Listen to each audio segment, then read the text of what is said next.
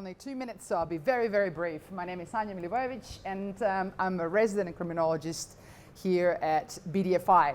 So very, very briefly, I thought I can't start talking immediately about what I want to do with you all, but I need to give you just a little bit of a background of who I am and what am I doing here. So basically, since I was about 5, I knew that I want to be a lawyer. I became a lawyer, but then the law didn't give me answers, so I moved into criminology. And so in my work, I really have, I would say, 2 main research areas that really interest me. And one is crime and technology, and that's why I'm here. But the other one, equally important one, is around borders and mobility. So you can see some of the stuff that I used to do in my work so far. So human trafficking is, for example, one of the really, really important questions that I've been looking at. But crime and technology, and particularly when it comes to crime and technology nexus, some of the things that I'm really interested in, and I have to stop here and say thank you to all the wonderful colleagues who talked to me today, particularly Paul. Paul, I'm looking at you from BT, who started questioning, some of the approaches that I have in this area. So far in criminology, I think, we have been failing in unpacking some of these complexities because we stay within our silos.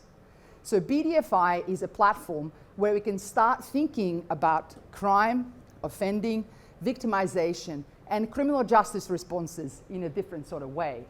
So rather than thinking about crime as a part of the problem and technology as a part of the problem in that space, or technology as a part of the solution in that space, the stuff that you see in the CSI kind of shows.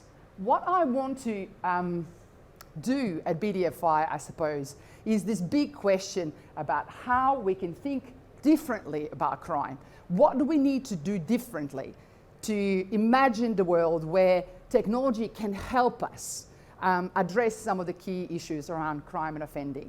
And I'm not talking about predictive policing here. I'm certainly not talking about algorithmic justice.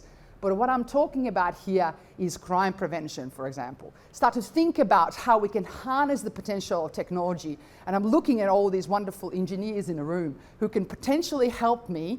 And of course, this is where you come to as partners and come to us and say to us, we have this problem, and it's effectively a criminological problem, but we don't know how to go around it. So together, I think we can start thinking differently about how we go around crime and offending. And I think one of the key premises is for us to switch the logic.